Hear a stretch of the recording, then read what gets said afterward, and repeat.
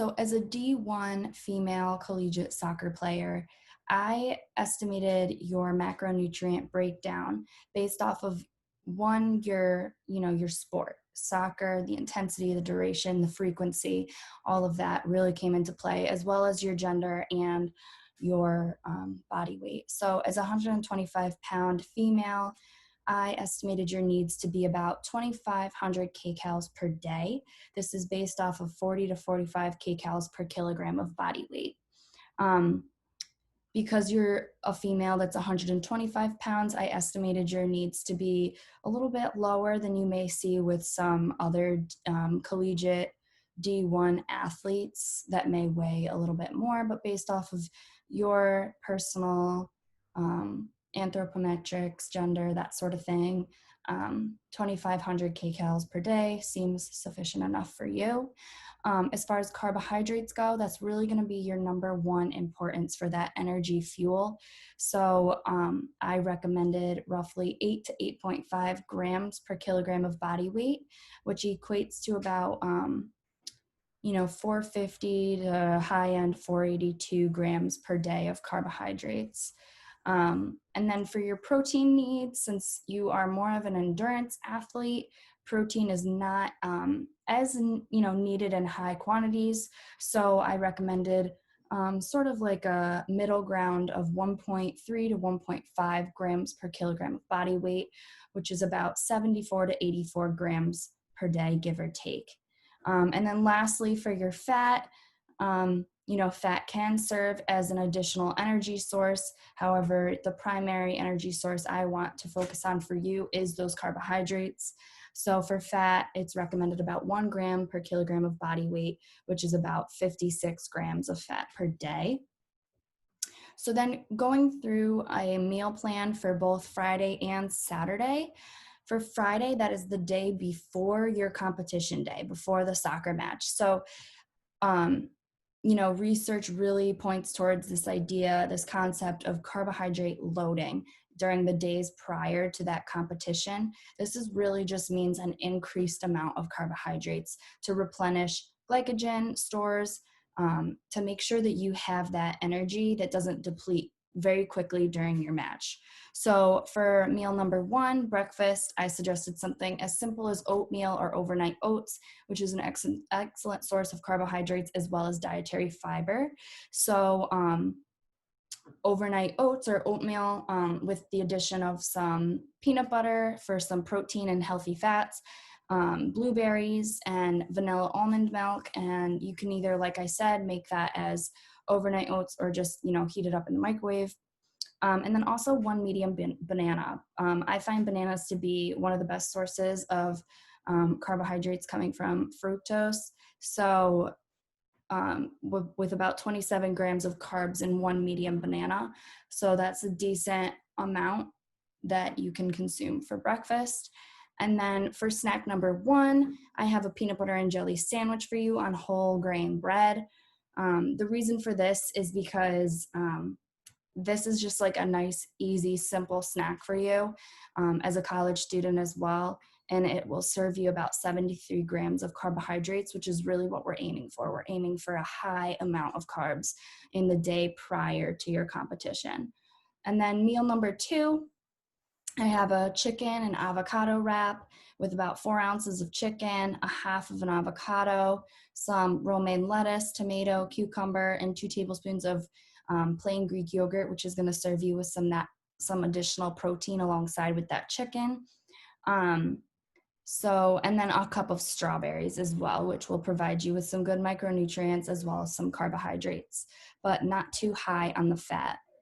And then for snack number two, I suggested something like a roasted sweet potato and roasted beets, maybe diced up and roasted together, just as like an easy little snack that's high in carbohydrates. And then for your meal number three or dinner, something like brown rice and a vegetable. Because protein isn't necessarily needed in high quantities for you, I do recommend something like brown rice and veggies. So a cup of rice, zucchini, carrots, snap peas, and roasted chickpeas with maybe some sesame oil and some teriyaki sauce, something like that, just to give it a little flavor. And then for snack number 3, right at the end of the day, another carbohydrate high rich food, something like bran flakes with some almond milk right at the end of the night there. So your grand total at the end of the day is about 2,434 kcals, 396 carbohydrates, 70 grams of fat, and 98 grams of protein. Additionally, these, we're aiming for high carbs, but additionally, it's really simple to just add additional carbohydrates into snacks. That's the best way to just reach your macronutrient goal for carbs. So for Saturday, the day of the game, I suggest an adequate amount of carbohydrates during those hours leading to your soccer game at 1 p.m. So the goal in this situation is to maintain your food and fluid balance, to avoid that rebound hypoglycemia. And what that is when you ingest so many carbohydrates in 30 to 60 minutes prior, which will result in this hyperglycemia, which will be followed by a rapid decrease in your blood glucose, which and ultimately will deplete you, and your athletic performance will not be as maximal. So for pre-exercise, which is your 4 hours at least leading up to the competition, are really the most critical for maximizing those liver and muscle glycogen stores. And then additionally, the 30 minutes prior has a great increase in your exercise capacity. So 30 minutes prior, I have a recommendation for something just really light and high in carbs to give you that quick burst of energy for the beginning of your match. So for pre-exercise, it's also suggested to do something with a carbohydrate and protein mixed to maximize your performance and promote glycogen repletion, minimize any muscle damage during the soccer match, and promote positive nitrogen balance. And then next, for your intra-exercise, so in the middle of your game, maybe halftime, I would recommend another carbohydrate source to replete any glycogen depletion and keep you, energized for that second half of the game. Because a soccer game is 2 45-minute halves and, is about 90 minutes, but obviously it's not 90 minutes. It's going to end up being like longer than that because it's greater than 90 minutes. So it is important to have that intra-exercise meal or snack. And then post-exercise, it's recommended to have 0.6 to 1 gram per kilogram of body weight of carbohydrates to replenish your glycogen stores immediately after the match. So I recommended some carbohydrate snacks, which will be repeated every 2 hours or so for the next 4 to 6 hours. Additionally, carbohydrate mixed with protein will significantly increase your muscle glycogen recovery. So based off of all that information, I came up with a very detailed meal plan for you for Saturday. So your meal 1, which is breakfast around 8 a.m., is a whole grain bagel with cream cheese, 2 scrambled eggs, banana, and orange juice. So this meal is sort of hefty and has a lot of carbohydrates in it. That's because it's at 8 a.m. and it's about 4 hours prior. So I wanted to have the heftiest amount of food the furthest away so you can avoid that uncomfortable GI issues during your game as far as like fullness and, bloated, anything like that. So the most quantity is going to be at 8 a.m. during your breakfast, and then your pre-exercise snack number 1 at 10 a.m. is another peanut butter and jelly sandwich on whole grain bread. And then around 12:30, right before the match, something like Greek yogurt with berries, just to provide you with a little bit of carbohydrates to fuel you through your game. So right off the bat, you have meal 1 and then 2 snacks before your game. And then your intra-exercise snack, which would be snack number 3, roughly around 2:30 or whenever that halftime is.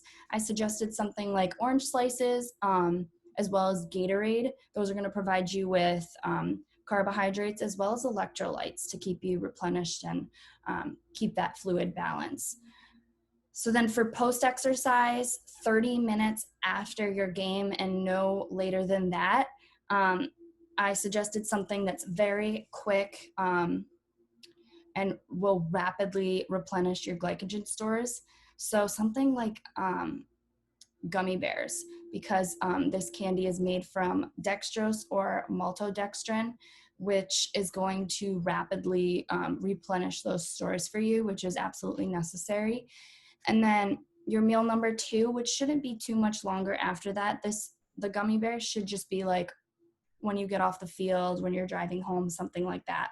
And then your meal number 2, which is your post-exercise meal, is going to be a high carb and protein mixed meal to increase your glycogen muscle recovery. So my recommendation was grilled chicken, roasted asparagus, and a baked potato.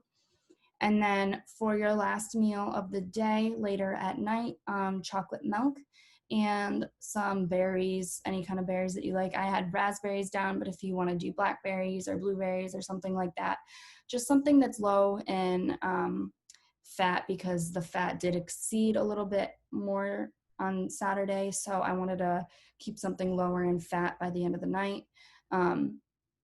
So that is what I recommended for your Saturday intake. Meal frequency and meal timing is a little bit different on each, just because Friday you're able to have more of those traditional 3 meals a day, 3 snacks a day. However, on your competition day, because you have your game in the middle of the day, I sort of had to adjust that traditional style of meal frequency to almost just about 2 solid meals a day, but a lot of snacks around that competition time, so that you were able to replenish your stores. That being said, research hasn't really pointed towards this idea that meal frequency really plays a role in